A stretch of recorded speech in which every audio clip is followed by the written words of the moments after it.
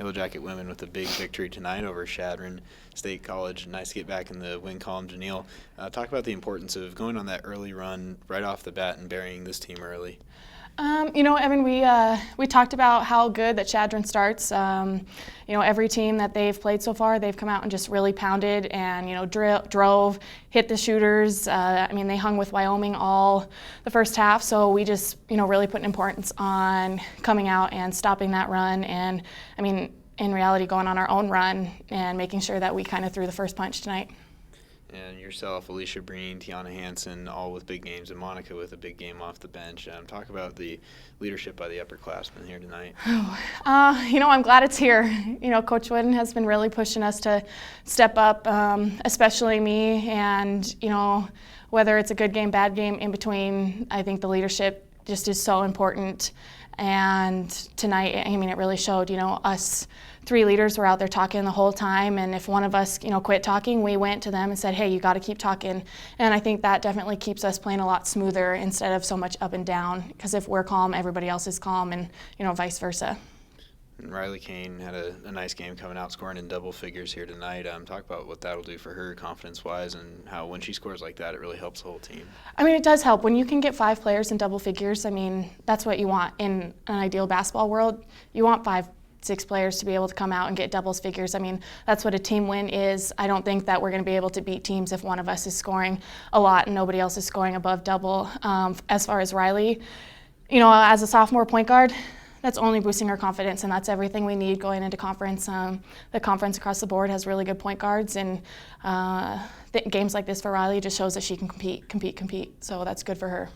And you had a win tonight, and then you have another game tomorrow against Great Falls. That'll be an exhibition. What are some things you're looking forward to in that game that you'll look to tune up before you pick up conference play? Just consistency. I think that's super important. We have a long season, and it's easy, to get in those lulls and stuff. But one thing that Great Falls, is they play a different kind of game, and we need to stay in how we play. I think we've let some teams kind of take us out of what we do, and that really hurts us. So to focus on what we do and get that consistency, I think is really going to help us, getting into conference play and everything like that. I think that was big for us. We've struggled out of the gates. We played some really good opponents this year, and collectively, our starting 5, that was the best they played on both ends. I thought in the first half, we played combination of zone and player to player, and I thought they really worked hard within that. They also made the extra pass. It was nice to see a lot of balanced scoring tonight. I think all 5 of them ended up in double figures, and that was a great way to go into halftime. Then give them credit. They really came out and took the fight to us, and I think outscored us by 6 in the third quarter and really outplayed us there. But then fourth quarter, I thought we regrouped, and it was a good win. A really strong game for Riley Kane, perhaps her best of the season so far. Your thoughts on her stepping up and having a game like this as a point guard? Yeah, it's critical. We really need that play. Even though she's only a sophomore, she's very experienced in all the minutes that she played last year. And I thought her last game in California, even though we lost, was one of her best, and then she backed it up. So it's really nice to see that two games in a row. She was very aggressive offensively.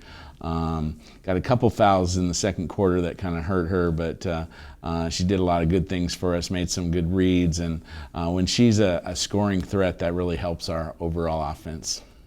And your thoughts on the game plan tonight, and then tomorrow you have an exhibition game. So these 2 games, how will that prepare you for your GNAT games coming up next week? Well, I think it's another good team. They're 6-2 so far. They made it to the final 8 of the NAIA national tournament. So I got a lot of respect for Bill and his team. So we're going to have to play very well to win. I think games are good to play. It's tough going back-to-back 3 weekends in a row. I think fatigue will be a factor. They'll obviously be fresher than that. We're going to need to get some more minutes from our bench. Our bench played well last weekend for us, and I think tonight we went a little deeper into that starting 5 because they were playing well, but I think tomorrow we're going to need some minutes from some bench people to come out on top, but looking forward to the challenge.